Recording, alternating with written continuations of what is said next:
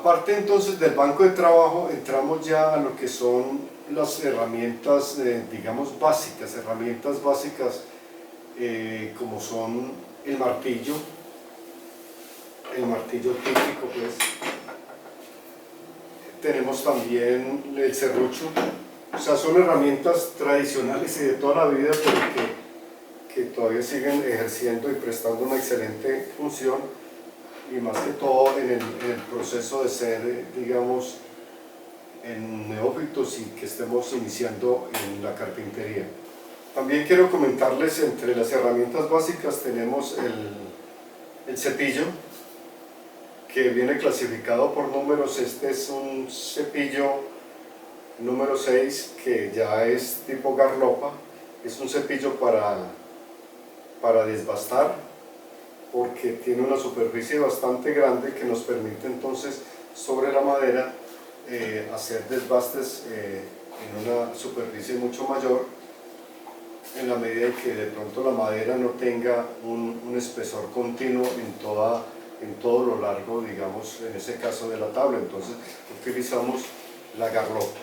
Y ya cepillos para pulir están, digamos, el cepillo número 4, aún el cepillo número 5 nos sirve para esta labor. También sirve para desbastar, pero básicamente para pulir. Y ya en cosas pequeñas, más puntuales, pues tenemos el cepillo que es llamado conejo.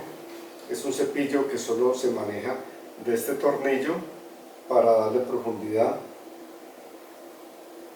a la cuchilla, pero es un cepillo muy manual, porque nos permite hacer detalles pequeños, de pronto para rebajar un filo, para dar una pequeña inclinación o un sesgo en un canto de un tablero, digámoslo así. Utilizamos este cepillo.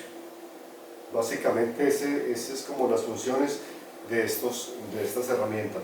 Pasamos a una parte muy interesante, y una parte que les recomiendo también la tengan muy en cuenta, y es el sistema o las herramientas de medición y trazado.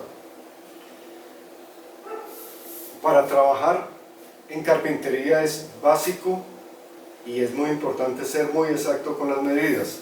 Por lo tanto, debemos tener herramientas de muy buena calidad, con lectura muy legible de los números, para poder entonces dar un acabado y un acercamiento, digamos, al milímetro en el tema de medidas. De carpintería de obra podemos, digamos, tener márgenes de 1 centímetro, de 2 centímetros, porque en obra pues ese es el sistema y se arregla en el camino muchas cosas. Pero en la carpintería, y con especial énfasis en los muebles, sí tenemos que ser muy cuidadosos en las medidas. Empezaríamos por hablar de las escuadras. Lógicamente, sin dejar de nombrar el metro o flexómetro. Un buen metro, un metro de buena calidad, un metro que tenga una lectura lo más clara posible. Es ideal los metros donde la numeración sea continua. Este, por ejemplo, no es continuo. La numeración continua nos permite no equivocarnos. A veces cuando uno está midiendo, por ejemplo, una medida de 20 centímetros, 22 centímetros, uno tiene que mirar el número, o sea, el 2, y ir un poquito atrás y mirar el 20 para saber que está en el 20, digámoslo así. En numeración continua nos permite tener más seguridad, porque vemos 12, 13, 14, 15 centímetros, por ejemplo, no 10 y 4 centímetros, o 30 y más 2 centímetros, sino que vemos la numeración continua. Es muy recomendable este tipo de flexómetro. Tenemos también las escuadras. En las escuadras es importante una escuadra de muy buena calidad. Estas escuadras, por ejemplo, son, digamos, interesantes, pero son mucho mejores este tipo de escuadras, donde el elemento que apoya para formar la escuadra es mucho más delgado, y nos permite entonces un mejor manejo. O sea, con una sola mano estamos sosteniendo la escuadra y estamos realizando el trazado. mientras que esta, por ser más ancho, digamos el apoyo, nos genera este movimiento. Si la apretamos mucho se levanta. Es aconsejable invertir en una buena escuadra donde el punto de apoyo sea más delgado, por lo tanto tengamos más control sobre ella. Tenemos la falsa escuadra, que es una escuadra para tomar ángulos. Aquí la podemos ver. Esta escuadra tiene digamos, la comodidad de permitir copiar un ángulo o trazar un ángulo de acuerdo a unos grados que nos hayan sugerido.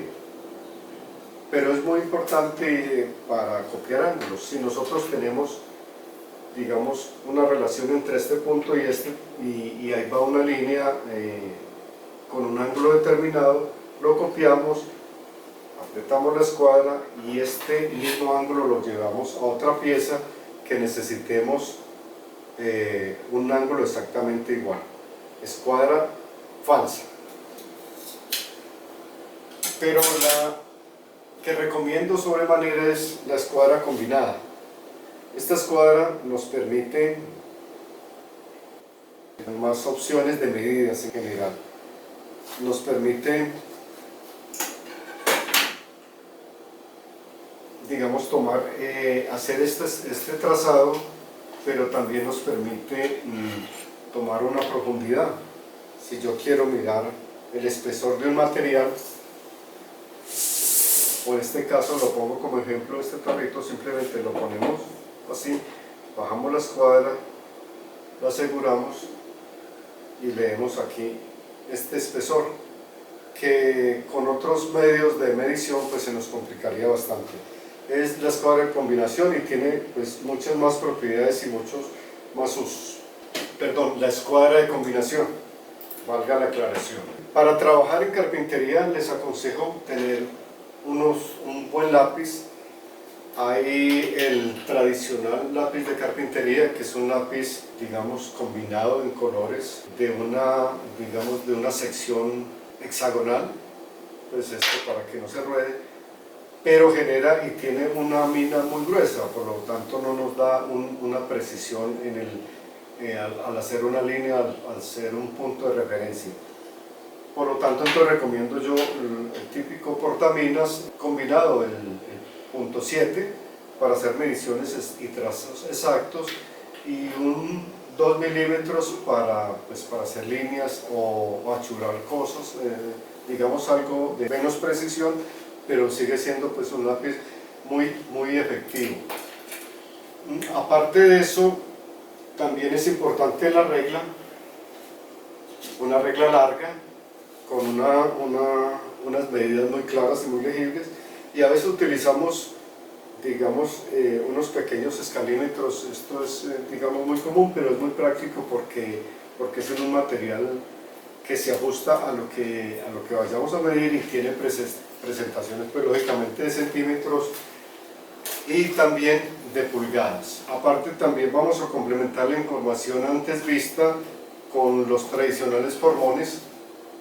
Este es un tema importante porque los formones nos permiten devastar material en sitios muy puntuales. Es muy importante en los formones y aún en los cepillos que hablaba anteriormente tener un buen filo.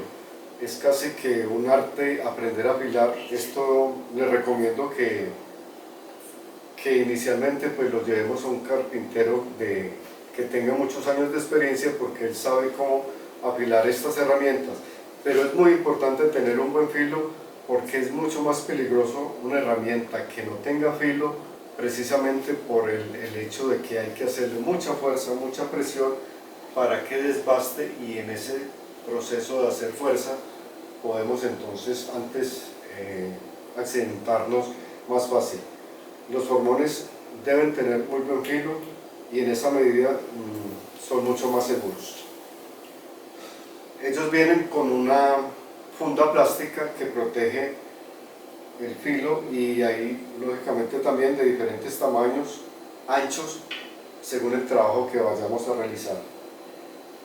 Los martillos de caucho o los los martillos, esto es como una silicona bastante densa que nos permite golpear sin afectar la madera. Ya entrando al tema más puntual de herramientas eléctricas, quiero hablarles de la sierra caladora. Voy a saltarme a propósito la sierra circular que como elemento y herramienta manual pues también nos sirve y nos da una funcionalidad excelente para cortar, pero como nuestro proyecto es basado en materiales de madera, o sea, tableros de madera, base madera, estos materiales nosotros los podemos pedir al proveedor con una lista de corte donde él nos va a entregar el material ya cortado, y si es del caso, si nosotros tenemos un buen plano, también nos va a entregar esa pieza enchapada a los cantos. Entonces, por ahora, la herramienta llamada sierra circular la vamos a obviar. Pasamos entonces a la caladora. La caladora es una herramienta eléctrica muy práctica, nos permite pues tanto como hacer cortes, digamos, longitudinales o cortes rectos. Su función primordial y su modus operandi es generar cortes indefinidos con curvas presentes en el mismo corte, porque tiene un sistema de cuchilla que sube y baja, lo que permite entonces hacer un corte, digamos, continuo, pero también nos permite girar para así hacer cortes curvos o mezcla de cortes rectos y curvos. Existen diferentes calidades de sierras caladoras que llaman, pero básicamente es una herramienta muy útil que la inversión que hagamos en ella pues no es perdida. La sierra caladora se usa apoyándola en el elemento que vamos a cortar. Lógicamente, previo a ello tenemos una línea, un trazado. Nos acercamos entonces a la línea, como la caladora en su proceso de encendido empieza a vibrar, tenemos que acercarnos fuera de la línea, o sea, hacia el material que va a sobrar. Y en la medida en que ella empieza a cortar, la vamos entonces llevando y acercando a la línea de punto de partida del corte. Cuando lleguemos ahí, empezamos a empujar. La caladora se usa con la mano derecha sosteniendo la parte de atrás y lógicamente es la que activa el gatillo, y con la mano izquierda haciendo presión en esta parte para mantener una presión constante, porque la caladora, según los dientes de la cuchilla, ella tira a subir el material en el momento en que hace el corte. Por lo tanto, debemos tener esta mano izquierda muy estable en este punto, haciendo fuerza hacia abajo. En el momento entonces que iniciamos y tenemos ya más o menos el inicio de la línea y del corte como tal, empezamos a irnos con la caladora siguiendo la línea, pero nos vamos con todo el cuerpo. No es que alejemos los brazos porque perdemos control y precisión, sino que nos vamos con todo el cuerpo haciendo el corte que necesitemos, y siempre manteniendo la presión en esta mano para que no nos salte, y igual pues no pueda, se nos dañe el corte y de pronto también estamos incurriendo en un daño en el material y de pronto arriesgando un accidente. Es una máquina muy versátil, de buen manejo, no es para cortes realmente rectos. Para cortes rectos se utiliza la sierra circular, pero en algún momento nos sirve si nos apoyamos en una guía. Una guía es un listón de madera que colocamos agarrado con prensas, y si corremos este canto sobre esa guía estamos logrando un corte totalmente recto. La sierra caladora también sirve para hacer plantillas. Las plantillas son muy importantes como una herramienta de referencia para hacer otro tipo de trazos que no sean rectos. Esta es una plantilla hecha en un cartón grueso para generar una curva en una pieza.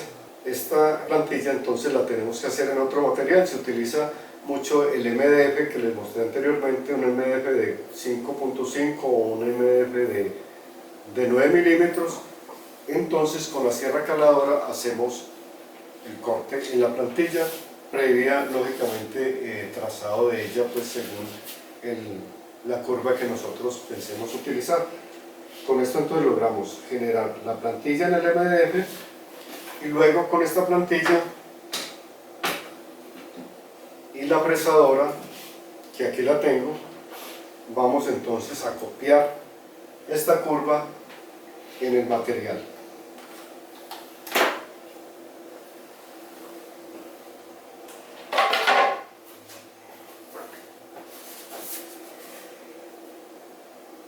Como les comentaba anteriormente, vamos a explicar someramente cómo se puede hacer una plantilla para hacer un corte curvo.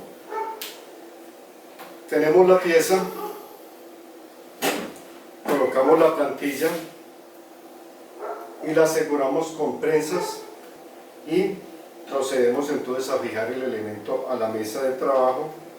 Lo podemos hacer desde este tipo de prensas que son tipo pinza hasta esta prensa que se llama de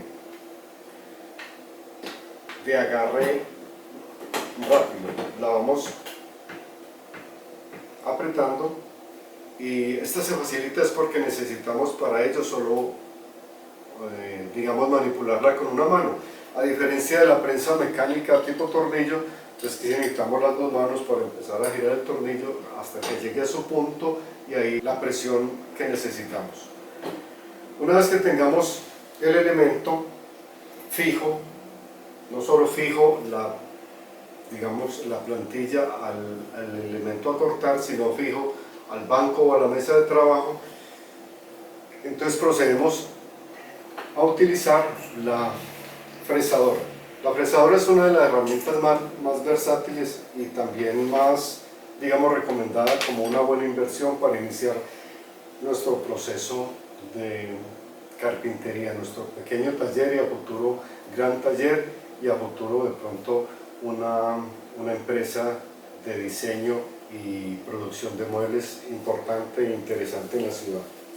Esta es una fresadora, digamos, término medio, tirando abajo en cuanto a costos, y por lo tanto pues eso influye en sus prestaciones. Es una herramienta más de trabajo, digamos, tipo casero, no es de trabajo profesional y mucho menos industrial, porque no aguantaría pues el trabajo, digamos, excesivo y continuo de ella como tal.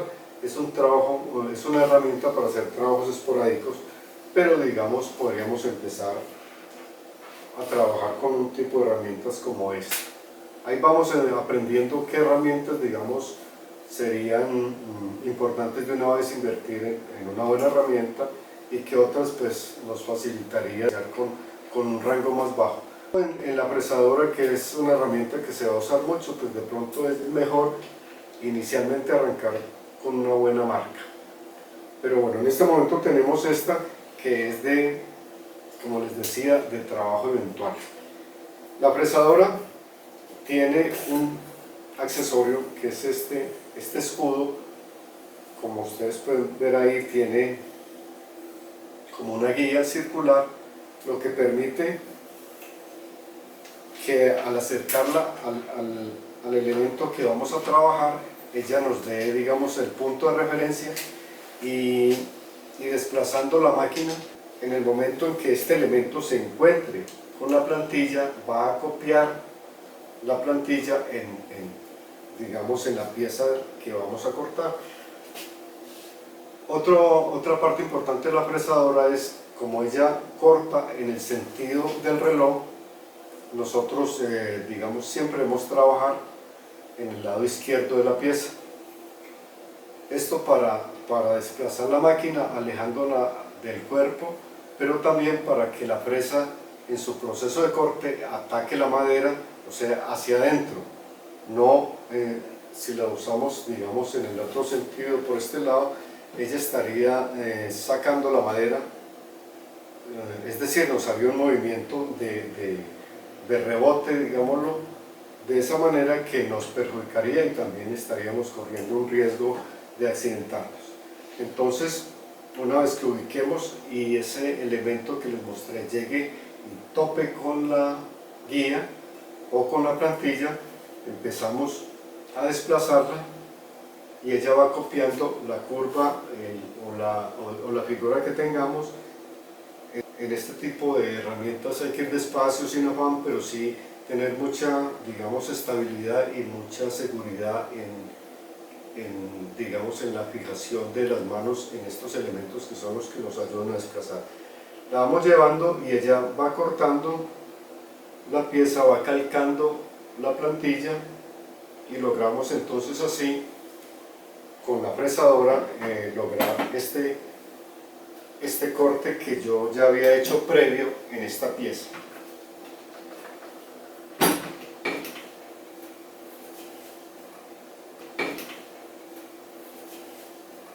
Como podemos ver, esto nos permite tener esta pieza con estas dos curvas que ya empiezan a ser también elementos de diseño que empiezan a enriquecer o aportar algo más al mueble que tengamos en proceso.